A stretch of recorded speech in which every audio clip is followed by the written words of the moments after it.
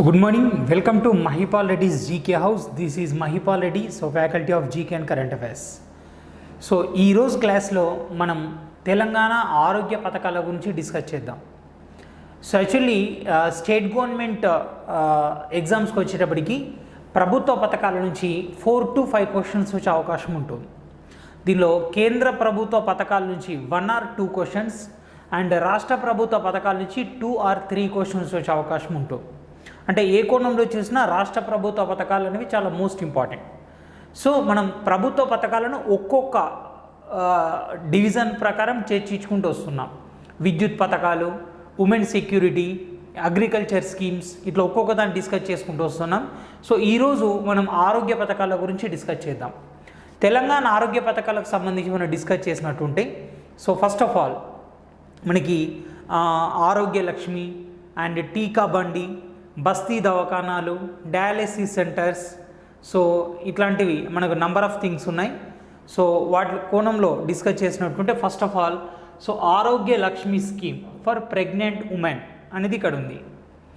యాక్చువల్గా కేంద్ర ప్రభుత్వం కూడా ఆరోగ్య పథకాలలో భాగంగా సో ప్రెగ్నెన్సీ ఉమెన్స్ కోసం కొన్ని పథకాలు ప్రవేశపెట్టి, ఇది అంటే mother's absolute affection, so next వచ్చేసి ప్రధానమంత్రి మాతృవందన్ యోజన సో అనే పథకాలు కేంద్ర ప్రభుత్వం తీసుకురావడం జరిగింది. ఇక రాష్ట్ర ప్రభుత్వంకి వస్తే ఆరోగ్య లక్ష్మి. అసలు ఏంటి ఆరోగ్య లక్ష్మి ఒకసారి మనం దీన్ని చూసినట్టుంటే, so first of all the scheme launched on 2015, so January 1st, 2015 January 1st. So దీన్ని 2015 జనవరి 1న ప్రవేశపెట్టారు. యాక్చువల్గా మనకి 2015 జనవరి 1న 3 పథకాలు వచ్చినాయి. ఒకటి ఆరోగ్య లక్ష్మి, అండ్ సెకండ్ వన్ వచ్చేసి ఆహార భద్రత, అండ్ సో థర్డ్ వన్ వచ్చేసి ఏంటంటే సో మనకి సన్న బియ్యం, అంటే సంక్షేమ హాస్టళ్లలో చదువుతున్న విద్యార్థుల కోసం సన్న బియ్యం పథకం అనేది రావడం జరిగింది. సో ఈ 3 2015 జనవరి 1 నాడే వచ్చినాయి. మరి ఆరోగ్య లక్ష్మి గతంలో లేదా, ఇది కొత్త పథకమా అంటే కాదు, ఇది పునర్వ్యవస్థీకరించబడిన పథకం. అంటే గతంలో ఈ పథకం ఉంది అండ్ ఇప్పుడు ఈ పథకం ఉంది, కాకపోతే దీనిలో కొన్ని మార్పులు చేర్పులు చేశారు. ఆ మార్పులు చేర్పులు ఏం చేశారు అని డిస్కస్ చేయడానికన్నా ముందు సో బేసిక్ ఇన్ఫర్మేషన్ తీసుకుంటే, so the scheme launched on 2015 January 1st, ఓకేనా. సో దీన్ని హైదరాబాద్ కేంద్రంగా ఒకేసారి రాష్ట్ర వ్యాప్తంగా ఒకేసారి ప్రారంభించారు కాబట్టి సో హైదరాబాద్ నుంచే ప్రారంభించారు. ఓకే, సో ఫస్ట్ అసలు దీని మేజర్ పర్పస్ ఏంటి అంటే దీని ఉద్దేశాలు ఏంటి అని మనం ఒకసారి డిస్కస్ చేసినట్టుంటే, ఫస్ట్ వన్ సో గర్భిణీ స్త్రీల వివరాలు నమోదు చేయడం. So this is a major important one, గర్భిణీ స్త్రీల వివరాలు నమోదు చేయడం, ఓకేనా. సో ఇది మేజర్. ఎందుకు దీన్ని మేజర్ అంటున్నానంటే, సో మామూలుగా ఈరోజు గర్భస్రావాలు అనేవి ఎక్కువగా జరుగుతున్నాయి, ఎందుకంటే లింగ వివక్ష అనేది మన దేశంలో ఎక్కువగా ఉంది. సో గర్భంతో ఉన్న స్త్రీకి లింగ నిర్ధారణ పరీక్ష సో నిర్వహించి సో గర్భంలో ఉన్న శిశువు ఆడ అయితే సో గర్భస్రావం చేయిస్తున్నారు. సో తద్వారా స్త్రీల సంఖ్య గణనీయంగా తగ్గిపోతుంది. సో కాబట్టి గర్భస్థ పరీక్షలు నిషేధిస్తూ ప్రభుత్వాలు చట్టాలు కూడా తీసుకొచ్చినాయి. సో సపోజ్ ఒక ఊళ్ళో గర్భిణీ స్త్రీ వివరాలు ఎవరు నమోదు చేస్తారంటే అంగన్వాడీ కార్యకర్తలు నమోదు చేస్తారు. ఒకసారి అంగన్వాడీ కార్యకర్తలు గర్భిణీ స్త్రీ వివరాలు నమోదు చేసి వాళ్ళు ప్రతి నెల వైద్య పరీక్షలకు వెళ్తున్నారా లేదా, వాళ్ళు సో సరైన మోతాదులో మందులు తీసుకుంటున్నారా లేదా, వాళ్ళ ఆరోగ్యం ఏ విధంగా ఉంది, గర్భస్రావం జరిగిందా, ప్రసవం జరిగితే ఆడనా మొగనా, అల్లని వివరాలు నమోదు చేస్తారు. సో ఇలా అంగన్వాడీ కార్యకర్తలు గర్భిణీ స్త్రీల వివరాలు నమోదు చేయడం ద్వారా సో గర్భస్రావాలు జరగకుండా ఆపబడుతుంది, జరిగితే తెలిసిపోతుంది ఈజీగా. అండ్ పుట్టిన తర్వాత అమ్మాయిలు అనుకోండి, వాళ్ళను సో చెత్త కుప్పలో విసిరేయడం లేదా అమ్మి వేయడం ఇలా జరుగుతుంది, అవి కూడా ఆపబడతాయి అన్నమాట. అంటే లింగ వివక్షను నిరోధించడంలో భాగంగా ఆరోగ్య లక్ష్మి పథకం ఉపయోగపడుతుంది, ఓకేనా. సో ఇక సెకండ్ వన్ ఏంటంటే, సో గర్భిణీ స్త్రీలకు ఉండే అత్యంత సాధారణమైనటువంటి వ్యాధి లక్షణం ఏంటంటే రక్తహీనత. సో మామూలుగా గర్భంతో ఉన్న మహిళలు ఎక్కువ పౌష్టికాహారం తీసుకోవాలి. రెండోది వాళ్ళకి రక్తహీనత కూడా ఏర్పడుతుంది, కాబట్టి ఎక్కువ పౌష్టికాహారం తీసుకోవాలి. సో వాళ్ళకు పౌష్టికాహారం దీని ద్వారా ఇస్తారు, ఎలా ఇస్తారో చర్చిద్దాం. దీంతోపాటు ఏంటంటే సో వాళ్ళకు రక్తహీనత నిరోధించడం కోసం గాను సో ప్రభుత్వం ఫోలిక్ యాసిడ్ ట్యాబ్లెట్స్ను లేదా ఫోలిక్ యాసిడ్ మందు బిళ్ళలు లేదా మందులను అందిస్తుంది. ఓకేనా. సో ఇది major purpose. And third issue ఏంటంటే గర్భిణీ స్త్రీలు అండ్ అంగన్వాడీ పిల్లలు. సో అంగన్వాడీ పిల్లలు అంటే 7 నెలల నుంచి మనకు 6 ఇయర్స్ లోపు ఉన్న పిల్లలు ఎవరైతే ఉన్నారో వాళ్ళని అంగన్వాడీ పిల్లలు అంట. సో 7 నెలల వయస్సు నుంచి 6 ఇయర్స్ 6 సంవత్సరాల వయస్సు వరకు ఉన్న వాళ్ళు అంగన్వాడీ పిల్లలుగా పరిగణించబడతారు. సో వాళ్ళకి ఈ పథకం ద్వారా పౌష్టికాహారం అందించబడుతుంది. సో సింపుల్గా చెప్పాలంటే ఏంటంటే ఇది గర్భిణీ స్త్రీలు అంగన్వాడీ పిల్లలకు పౌష్టికాహారాన్ని అందించే పథకంగా చెప్పుకోవచ్చు. ఇక మిగతావన్నీ దీనిలో సబ్ టార్గెట్స్ అన్నమాట. సో ఇలా 2015 జనవరి 1న హైదరాబాద్ కేంద్రంగా ఈ లక్ష్యాలతో మనకు ఆరోగ్య లక్ష్మి పథకం స్టార్ట్ కావడం జరిగింది. సో ఎందుకు మరి గర్భిణీ స్త్రీల మీద ఇంత కాన్సన్ట్రేషన్ చేస్తున్నారు? అసలు మన దేశంలో అంగన్వాడీ సెంటర్స్ ఎన్ని ఉన్నాయి మన రాష్ట్రంలో? సో ఇవన్నీ కనుక తీసుకున్నట్టుంటే సో టోటల్ మన దగ్గర వచ్చేసి 31,711 అంగన్వాడీ సెంటర్స్ అనేవి తెలంగాణ ప్రాంతంలో ఉన్నాయి. And 3,899 so mini anganwadi centres Telangana రాష్ట్రంలో ఉన్నాయి. సో ఓవరాల్గా చెప్పుకున్నట్టుంటే సో దగ్గరగా తెలంగాణ ప్రాంతంలో సో మనకి 35,700 అంగన్వాడీ సెంటర్స్ అనేవి మన రాష్ట్రంలో ఉన్నాయి అప్రాక్సిమేట్గా. సో 35,700 అంగన్వాడీ సెంటర్స్ మన రాష్ట్రంలో ఉన్నాయి.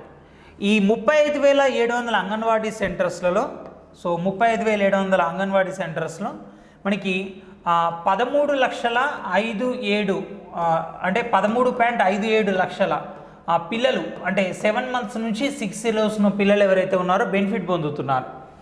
అండ్ దీని ద్వారా సో 3,47,000 గర్భిణీ స్త్రీలు సో వీళ్ళు బెనిఫిట్ పొందుతున్నారు. సో ఇలా 13,57,000 మంది అంగన్వాడీ పిల్లలకి అండ్ 3,47,000 మంది గర్భిణీ స్త్రీలకి పౌష్టికాహారాన్ని దీని ద్వారా అందిస్తున్నారు. సో ఎలా పౌష్టికాహారం అందిస్తున్నారు అని ఒకసారి మనం చూద్దాం. సో ఇప్పుడు 35,700 అంగన్వాడీ సెంటర్స్ ద్వారా 13,57,000 మంది అంగన్వాడీ పిల్లలకి అండ్ 3,47,000 మంది గర్భిణీ స్త్రీలకి బెనిఫిట్ వస్తుంది అన్నాం కదా. సో ఎలా దీని ద్వారా అందిస్తున్నారు అనే ఒక వ్యూ కనుక చేసినట్టుంటే యాక్చువల్గా గతంలో ఈ అంగన్వాడీ సెంటర్స్లో గర్భిణీ స్త్రీలకి ఎస్పెషల్లీ గతంలో గర్భిణీ స్త్రీలకు కనుక తీసుకున్నట్టుంటే మనకి 25 రోజుల భోజనం అందించేవాళ్ళు. 25 రోజుల భోజనం ఈ పథకం ద్వారా అందించేవాళ్ళు. ఓకేనా. సో ఇప్పుడు అంటే ప్రస్తుతం కనుక తీసుకున్నారనుకోండి సో ఇప్పుడు ఏంటంటే కనీసం 25 రోజుల భోజనం, కనీసం 25 రోజులు అంటే అర్థం ఏంటంటే ఒకవేళ అంగన్వాడీ కార్యకర్తలు కనుక భోజనం ప్రొవైడ్ చేయాలనుకుంటే 30 రోజులు పెట్టినా 31 రోజులు పెట్టినా నెలలో ఎన్ని రోజులు 2 రోజులు పెట్టినా బిల్లులు వస్తాయన్నమాట. గతంలో ఒకరోజు ఆదివారం రోజు మినహాయించి మిగతా రోజులు మొత్తం భోజనం పెట్టారు. ఇప్పుడు మొత్తం సో వీకెండ్ మొత్తం కూడా పెట్టవచ్చు. ఓకేనా. ఇక గర్భిణీ స్త్రీలకు తీసుకుంటే ఇప్పుడు మనం ఓన్లీ గర్భిణీ స్త్రీల గురించి మాట్లాడుతున్నాం. సో గతంలో వాళ్ళకి నెలకు 16 కోడిగుడ్లు ఇచ్చేవాళ్ళు, నెలకి 16 కోడిగుడ్లు. సో అంటే డే బై డే ఒకటి, నెలలో 31 రోజులు అనుకుంటే డే బై డే ఒకటి అట్లా అనుకోవచ్చు అన్నమాట. ఇప్పుడు ఏంటంటే ప్రతిరోజు కోడిగుడ్డు ఇస్తున్నారు. సో గుడ్డులో అనేక రకాల విటమిన్స్ పోషక పదార్థాలు ఉంటాయి. సో మనం కోడిగుడ్డును ఒక సంపూర్ణ పోషక పదార్థంగా పరిగణిస్తాం కాబట్టి సో ప్రతిరోజు ఇస్తున్నారు. అండ్ గతంలో పాలు తీసుకుంటే ఇచ్చేవాళ్ళు కాదు.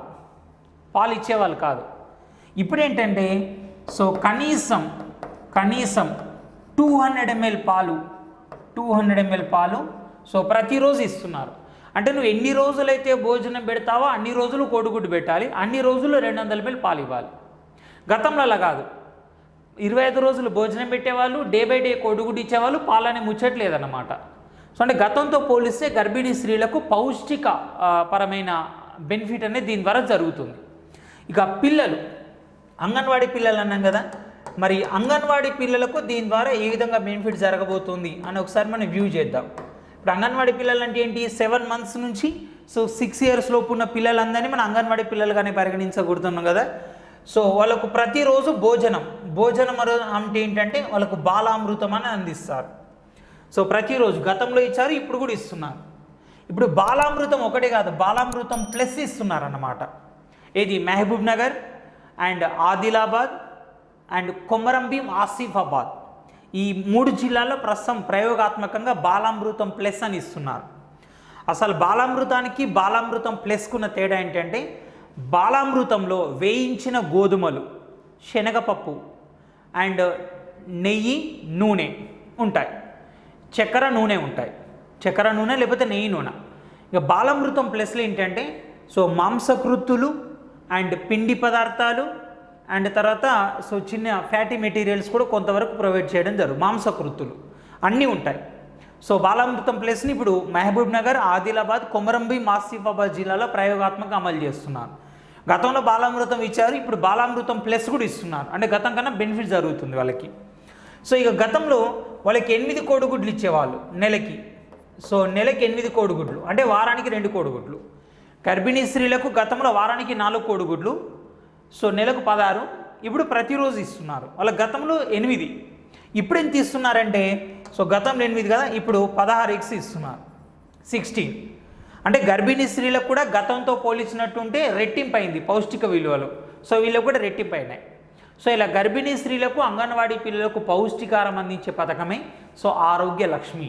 ఇలా గర్భిణీ స్త్రీలకు అండ్ అంగన్వాడీ పిల్లలకు ఆరోగ్య సంరక్షణ పథకంగా పౌష్టిక విలువలు అందించే పథకంగా ఉన్న ఆరోగ్య లక్ష్మి ఏదైతే ఉందో సో దీనిలో కేంద్ర రాష్ట్రాల వాటా, దీని ఎక్స్పెండిచర్ ఏదైతే ఉందో 50-50 అన్నమాట. సో కేంద్ర రాష్ట్రాల వాటా సో 50:50. అంటే కేంద్ర ప్రభుత్వం 50% ఖర్చును భరిస్తుంది, రాష్ట్ర ప్రభుత్వం 50% ఖర్చును భరిస్తుంది. ఇక దీనిపైనే మన ఫిర్యాదుల కోసం టోల్ ఫ్రీ నెంబర్. సో ఇటీవల ఎగ్జామ్స్లో మీకు టోల్ ఫ్రీ నెంబర్స్ మీద క్వశ్చన్లు అడుగుతున్నాడు. 2008 Group 2 అడిగాడు Kisan call centre toll free number ఎంత అని. సో 1551. అలాగే ఇక్కడ ఏంటంటే సో 155 సో 209. ఇది మన ఆధార్ కార్డుకి ఎంత 1947, ఎన్నికల సంఘం 1950, స్వచ్ఛ భారత్ 1969, ఎల్పిజి ఫిర్యాదులు 1906. సో అలాగే ఆయుష్మాన్ భారత్ 14555. సో దీనికి ఎంత అంటే 155-209 అనే టోల్ ఫ్రీ నెంబర్ దీనికి ఇచ్చారు. ఓకేనా. సో ఇక్కడ ఏమన్నా ఇది మొత్తం రాష్ట్రంలో మనకి 35,700 అంగన్వాడీ కేంద్రాలు ఉన్నాయన్న.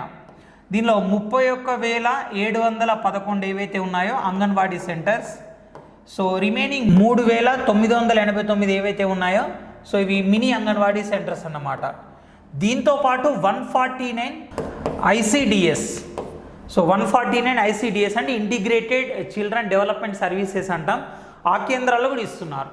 మనకి ఐసిడిఎస్ అంటే ఇంటిగ్రేటెడ్ చిల్డ్రన్ డెవలప్మెంట్ సెంటర్స్ ఏవైతే ఉన్నాయో ఇవి 1975 అక్టోబర్ 2న కేంద్ర ప్రభుత్వం ప్రారంభించడం జరిగింది in the period of Indira Gandhi. Okay. So next one and another వచ్చేసి బస్తీ దవాఖానాలు. సో ఆరోగ్య సంరక్షణలో భారత ప్రజలు వెనకబడిపోవడానికి కారణం తలసరి ఆదాయాలు తక్కువగా ఉండడం, సో లేకపోతే కుటుంబంలో పనిచేసే సామర్థ్యం ఉన్న వాళ్ళు తక్కువగా ఉండడం, లేదా కుటుంబంలో పని దొరికిన వాళ్ళు తక్కువగా ఉండి వాళ్ళే కుటుంబాన్ని మొత్తం పోషించాల్సి రావడం, వాళ్ళ బ్రెడ్ విన్నర్స్ అంటాం కదా. సో కుటుంబంలో ఆదాయం ఎక్కువగా ఉన్నప్పుడు సమస్య ఉండదు, కుటుంబంలో పని చేసే వాళ్ళు ఎక్కువగా ఉండితే ఆదాయం ఎక్కువగా వస్తుంది, సమస్య ఉండదు. కానీ కుటుంబ సభ్యులు ఎక్కువ సంఖ్యలో ఉండి పని చేసే వాళ్ళు తక్కువ సంఖ్యలో ఉన్నప్పుడు వాళ్ళ ఆదాయం అనేది కుటుంబ పోషణకే సరిపోతుంది. కాబట్టి వాళ్ళు చిన్న చిన్న అనారోగ్య సమస్యలు వచ్చినప్పుడు నెగ్లిజెన్సీ చేస్తే అవి దీర్ఘకాలిక అనారోగ్యాలుగా మారుతాయి. ఒకవేళ కుటుంబంలో సంపాదించే వ్యక్తి కనుక అనారోగ్యానికి గురైతే ఆ కుటుంబం చాలా పేదరికానికి వెళ్ళిపోతుంది. కొన్ని దశలో పట్టణాల్లో ఆకలి చావులు సంభవించే అవకాశం కూడా ఉంటుంది. కాబట్టి పట్టణ పేదలు ఎవరైతే ఉన్నారో, సో పట్టణంలో అల్పాదాయ వర్గాలు ఎవరైతే ఉన్నారో, సో పట్టణంలో సామాన్యులు అండ్ మధ్యతరగతి వాళ్ళు ఎవరైతే ఉన్నారో వాళ్ళకు ఉచిత ఆరోగ్యపరమైన రక్షణ ఇవ్వడం కోసం తెలంగాణ ప్రభుత్వం ప్రారంభించిన వినూత్న పథకమే బస్తీ దవాఖానాలు. వీటిని అర్బన్ హెల్త్ సెంటర్స్ అని కూడా పిలుస్తారు.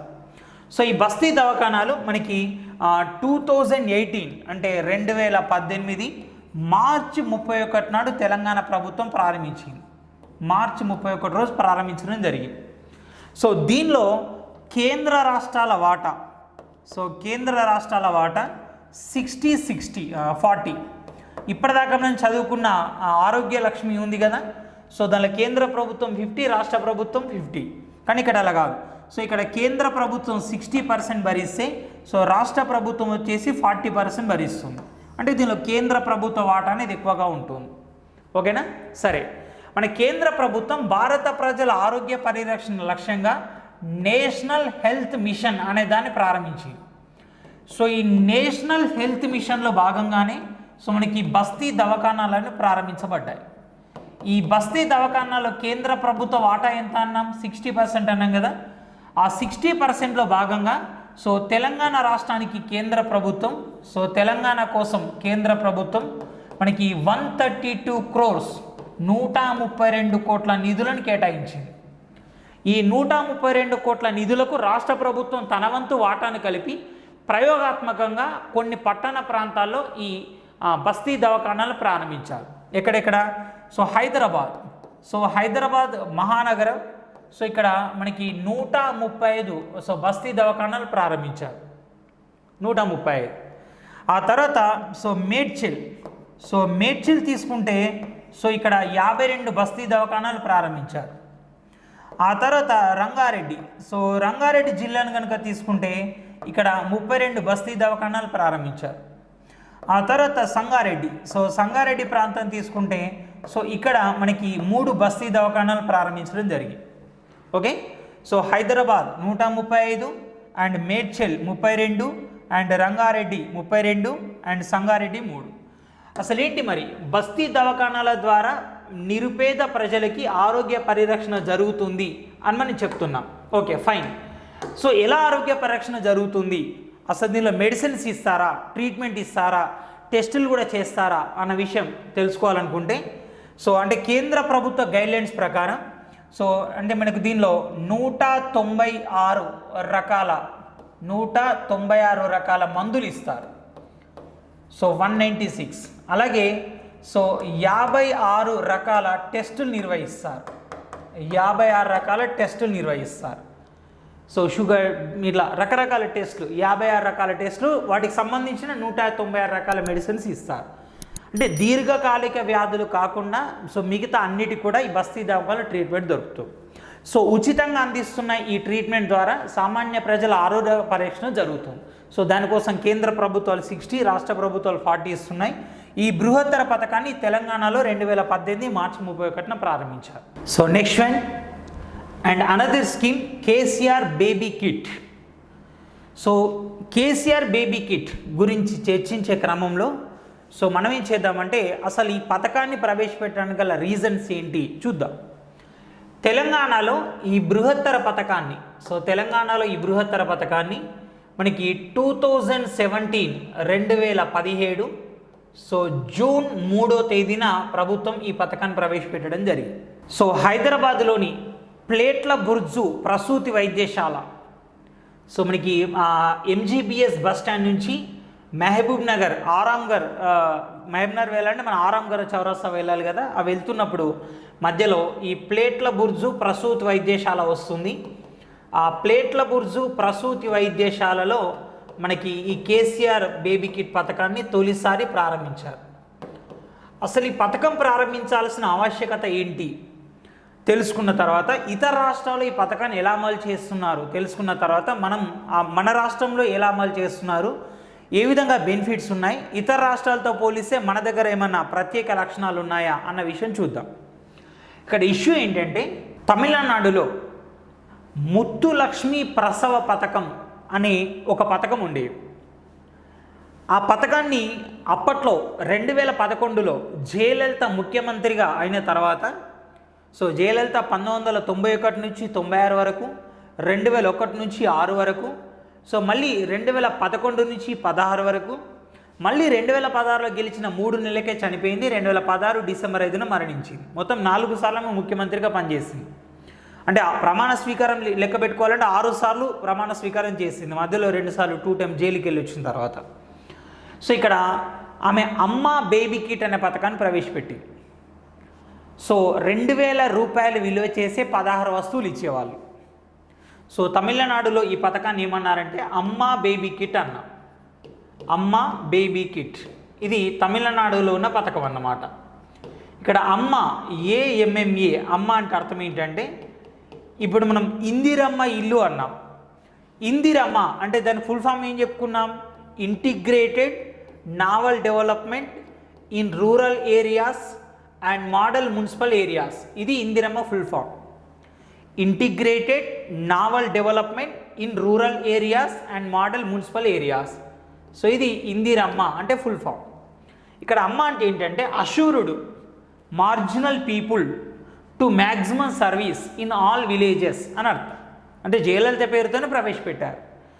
ఆ తర్వాత సో ఇది ఉమ్మడి నవ్యాంధ్రప్రదేశ్లో చంద్రబాబు నాయుడు ప్రభుత్వం దీన్ని ఎన్టీఆర్ బేబీ కిట్ అని, అదే ఇప్పుడు దాన్ని అక్కడ ఏమంటున్నారంటే వైఎస్ఆర్ బేబీ కిట్ అంటున్నారు. వైఎస్ఆర్ బేబీ కిట్ అంటున్నారు. ఓకేనా? సో ఇక మన దగ్గర తెలంగాణలో దీన్ని ఏమంటున్నామంటే కేసీఆర్ బేబీ కిట్ అంటున్నాం. అసలేంటి ఈ పథకం ప్రవేశపెట్టాల్సిన అవసరం, ఆవశ్యకత ఏంటి అంటే, సో ఫస్ట్ వన్ ఏంటంటే సంస్థాగత ప్రసవాలను పెంపొందించడం. These the first one. సంస్థాగత ప్రసవాలను పెంపొందించడం, వృద్ధిపరచడం, ఇది దీని ప్రధాన లక్ష్యం. ఈ రోజుల్లో జరుగుతున్న ప్రసవాలను చాలా ప్రసవాలు లెక్కలోకి రావట్లేదన్నమాట. ప్రసవాలు లెక్కలోకి రాకపోయినట్టుంటే దానివల్ల శిశు మరణాలు, ప్రసూతి మరణాలు క్యాలిక్యులేషన్లోకి రావు. రెండోది ఏంటంటే సుఖ ప్రసవాలను ప్రోత్సహించడం. ఈరోజు చాలా ప్రసవాలు ప్రైవేట్ ఆసుపత్రులలో జరుగుతున్నాయి. ప్రైవేట్ హాస్పిటల్లో ఎక్కువ కూడా సిజేరియన్స్ నిర్వహిస్తున్నారు. అలాగే సిజేరియన్స్ ఏంటంటే ఆపరేషన్ చేయడం. ఎందుకంటే వాళ్ళకి తగినంత శిక్షణ ఉండకపోవడం అండ్ డబ్బుల ఆశ, ఇలా రకరకాల కారణాలు. ఒకసారి సిజేరియన్ జరిగితే ఆ తల్లికి రెండోసారి కూడా సిజేరియన్ చేయాలి. అండ్ మన దేశంలో కుటుంబ నియంత్రణ చేయించుకుంటున్న మగవాళ్ళు ఓన్లీ 2%, మిగతా 98% అమ్మాయిలు. అంటే వాళ్ళకి 2 సార్లు సిజేరియన్లు, ఒకసారి కుటుంబ నియంత్రణ. అండ్ ఫోర్త్ వన్ ఇక్కడ ఏంటంటే ఈ మధ్యలో గర్భసంచి ఆపరేషన్ కూడా పెరిగిపోయినాయి. ఇలా మాటి మాటికి ఆపరేషన్లు జరుగుతుండడంతో మహిళల ఆయు ప్రమాణం దెబ్బతింటుంది అని మనకి కరీంనగర్ కలెక్టర్ ఉన్న స్మితా సబర్వాల్ అప్పట్లో అమ్మ లాలన అనే ఒక కార్యక్రమాన్ని ప్రవేశపెట్టింది. అది సక్సెస్ అయింది. దానికి కొన్ని కలిపి ఇక్కడ కేసీఆర్ బేబీ కిట్ అనే పథకం వచ్చిందన్నమాట. ఓకేనా? సుఖ ప్రసవాలను పెంపొందించడం. అండ్ తర్వాత వచ్చేసి మూడోది ప్రసూతి మరణాలను, అండ్ నాలుగోది ప్రసూతి మరణాలను తగ్గించడం. అండ్ ఫోర్త్ వన్ వచ్చేసి ఏంటంటే నవజాత శిశు మరణాలను తగ్గించడం. అసలు నవజాత శిశు మరణాలు ఏంటి ఇక్కడ డిస్కస్ చేద్దాం. ప్రసూతి మరణాలను తగ్గించడం అండ్ నెక్స్ట్ వచ్చేసి నవజాత శిశు మరణాలు తగ్గించడం. ఏంటో చూద్దాం. సంస్థాగత ప్రసవాలు 2015-16 సంవత్సరంతో పోలిస్తే ఈ పథకం ప్రవేశపెట్టిన తర్వాత, అంటే దీన్ని 2017 జూన్ 3న ప్రవేశపెట్టారన్నాం కదా. ఈ పథకం ప్రవేశపెట్టిన తర్వాత సంస్థాగత ప్రసవాలు 6% పెరిగాయి. గతంతో పోలిస్తే 6% పెరిగాయి. సుఖ ప్రసవాలు కూడా ప్రభుత్వ ఆసుపత్రులు ఎక్కువ జరుగుతున్నాయి. ప్రసూతి మరణాలు, ప్రసూతి మరణాలు ఏంటంటే గతంలో 92 ఉండేవి. ఇప్పుడు 63కు తగ్గాయి. 63కు తగ్గాయి. అంటే 92 నుంచి 63కు వచ్చింది. ప్రసూతి మరణాలు ఎలా లెక్క పెడతామంటే ప్రతి 1,00,000 ప్రసవాలకు చనిపోతున్న తల్లుల సంఖ్య. ఇక నవజాత శిశు మరణాలు తీసుకుంటే ఇవి 39 నుంచి 26కు తగ్గాయి. 39 నుంచి 26కు తగ్గాయి. నవజాత శిశు మరణాలు ఎలా లెక్క పెడతామంటే ప్రతి 1000 జననాలకు సంవత్సరంలో మరణిస్తున్న పిల్లల సంఖ్యని నవజాత శిశు మరణం అంటాం. ఏ రకంగా చూసినా ఈ పథకంలో విప్లవాత్మక మార్పులు వచ్చినాయి. ఈ పథకం ద్వారా సామాజిక మార్పులు అనేవి రావడం జరిగింది. ఏంటా మార్పులు అనేది మనం ఒకసారి చూసినట్టుంటే ఇక్కడ ఈ పథకంలో ఉన్న ప్రత్యేకతలు ఏంటో ఒకసారి చూసినట్టుంటే ఇది కేసీఆర్ బేబీ కిట్ పథకం. అంటే 2017 జూన్ 3న ప్రారంభమైన పథకంలో ప్రభుత్వ ఆసుపత్రుల్లో డెలివరీ అయిన వాళ్ళకి, ఇది ఓన్లీ ప్రభుత్వ ఆసుపత్రుల్లో డెలివరీ అయిన వాళ్ళకి మాత్రమే వర్తిస్తుంది. ప్రభుత్వ ఆసుపత్రుల్లో డెలివరీ అయిన వాళ్ళకి మాత్రమే వర్తిస్తుంది. అదే సంస్థాగత ప్రసవాలను పెంపొందించడం అని అర్థం. ఓకేనా. ఆ పుట్టిన శిశువు కనుక అబ్బాయి అయితే ఆయనకు 12,000 రూపాయలు ఇస్తారు. అండ్ పుట్టిన శిశువు కనుక అమ్మాయి అయితే సో వాళ్ళకి 13,000 రూపాయలు ఇవ్వడం జరుగుతుంది. అంటే అమ్మాయిల పట్ల వివక్షను తొలగించడం అనేది దీని ప్రధాన ఉద్దేశం అన్నమాట. ఎలా ఇస్తారు డబ్బులు అంటే చూడండి. సో 2 వైద్య పరీక్షల తర్వాత మామూలుగా గర్భం రాగానే ఆరోగ్య లక్ష్మి పథకంలో భాగంగా ఆ గర్భిణీ స్త్రీ వివరాలు అంగన్వాడీ కార్యకర్త నమోదు చేస్తారు. అంగన్వాడీ కార్యకర్త ప్రతి నెల ఆ గర్భిణీ స్త్రీ వైద్య పరీక్షలు చేయించుకుంటుందా లేదా అని రికార్డు మెయింటైన్ చేస్తారు. మనకు 2 వైద్య పరీక్షలు పూర్తయిన తర్వాత ఎంత ఇస్తారంటే 3,000 రూపీస్ ఇస్తారు. 3,000. ఓకేనా. నెక్స్ట్ ప్రసవం తర్వాత అంటే ప్రసవం జరిగిన తర్వాత డెలివరీ తర్వాత సో ఇక్కడ అమ్మాయి అనుకోండి పుట్టింది, అమ్మాయి అయితే 5,000 రూపీస్ ఇస్తారు. అదే పుట్టింది అబ్బాయి అనుకోండి, సో అబ్బాయి అయితే ఎంత ఇస్తారంటే 4,000 రూపీస్ ఇస్తారు. 4,000 రూపీస్. అండ్ నెక్స్ట్ వన్ 3.5 నెలల తర్వాత అంటే వ్యాక్సినేషన్ వేయించుకుంటున్నప్పుడు 3.5 నెలల తర్వాత వ్యాక్సినేషన్ వేయించుకున్నప్పుడు సో మళ్ళీ 2,000 రూపాయలు ఇస్తారు. అండ్ 9 నెలల తర్వాత అంటే అన్ని రకాల వ్యాక్సిన్స్ పూర్తయిన తర్వాత సో ఎంత ఇస్తారంటే మనకి 3, 7, 9 సో 3,000 రూపీస్ ఇస్తారు. 3,000. తేడా ఎక్కడంటే ప్రసవం జరిగినప్పుడు మాత్రం అమ్మాయి అయితే 1,000 రూపాయలు ఎక్కువ వస్తాయి, మిగతా అంతే సేమ్. సో 2 రకాల వైద్య పరీక్షలు పూర్తయిన తర్వాత 3,000 ఇస్తారు. ప్రసవం జరిగిన తర్వాత అమ్మాయి అయితే 5,000 ఇస్తారు, అబ్బాయి అయితే 4,000 ఇస్తారు. 3.5 నెలల తర్వాత అంటే వ్యాక్సిన్ తీసుకుంటున్న క్రమంలో 2,000 ఇస్తారు. అండ్ 9 నెలల అన్ని రకాల వ్యాక్సిన్స్ పూర్తయ్యేటప్పటికి 3,000 ఇస్తారు. అలా అబ్బాయి అయితే 12,000, అమ్మాయి అయితే 13,000 ఇస్తారు. అండ్ దీంతో పాటు so along with the facilities so దేంతో పాటు ఇప్పటిదాకా చెప్పాం కదా ఎలా డబ్బులు వస్తున్నాయని. సో దీంతో పాటు పుట్టిన శిశువు అమ్మాయి అయినా అబ్బాయి అయినా 2,000 రూపాయలు విలువ చేసే సో 16 వస్తువులు అందిస్తారు. అవి ఏంటో చూద్దాం. సో అది అమ్మాయి అయినా అబ్బాయి అయినా 16 వస్తువులు ఇస్తారు. ఫస్ట్ వన్ ఏంటి అంటే ఒకటి baby oil, next baby shampoo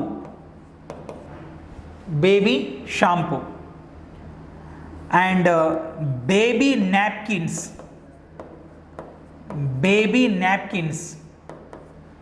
ఓకేనా. అండ్ సో నెక్స్ట్ ఏంటంటే టవల్స్ అండ్ సో నెక్స్ట్ ఏంటంటే మనకి బేబీకి దుస్తులు గౌన్స్ చిన్న వేస్తారు కదా, పుట్టిన బేబీకి చిన్నగా మన బనియన్ లాగా ఉంటుంది అది. అండ్ తల్లి కోసం 2 చీరలు. సో నెక్స్ట్ తీసుకుంటే బేబీ కోసం ఆట వస్తువులు చిన్నవి, ఒక 2 ఆట వస్తువులు. నెక్స్ట్ వచ్చేసి Johnson's baby powder. Okay. Next one దోమతెర, ఇట్లా చిన్నపిల్లలు పడుకున్నప్పుడు పైన గొడుగులాగా ఇట్లా విప్పి పైన పెడతారు కదా ఇట్లా, సో దోమతెర అంట. అండ్ సో నెక్స్ట్ వచ్చేసి బేబీ మస్కిటోస్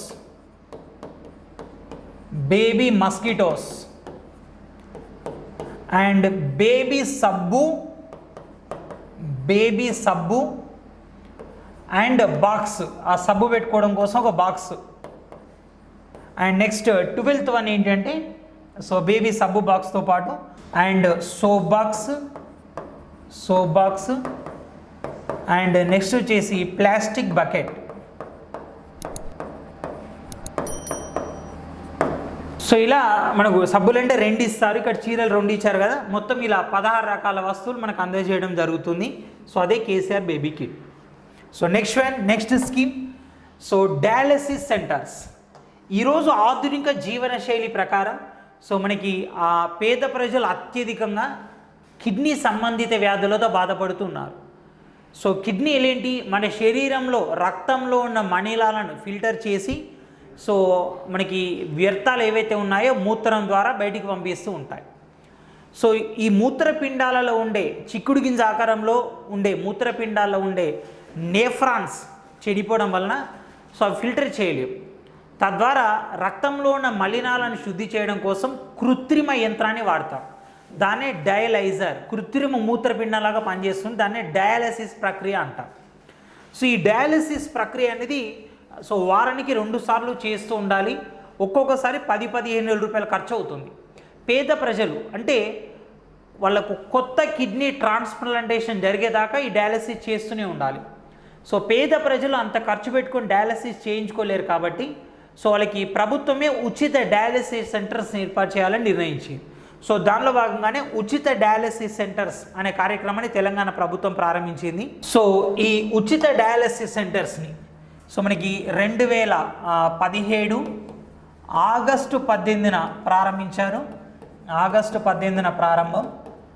సో వేదిక వచ్చేసి సీఎం స్వంత జిల్లా, ప్రస్తుతం కేంద్ర రాష్ట్ర ఆర్థిక శాఖ మంత్రి హరీష్ రావు నేతృత్వం వహిస్తున్న సిద్దిపేట ఏరియా హాస్పిటల్ ఉంది కదా, సో అక్కడ స్టార్ట్ చేయడం జరిగింది.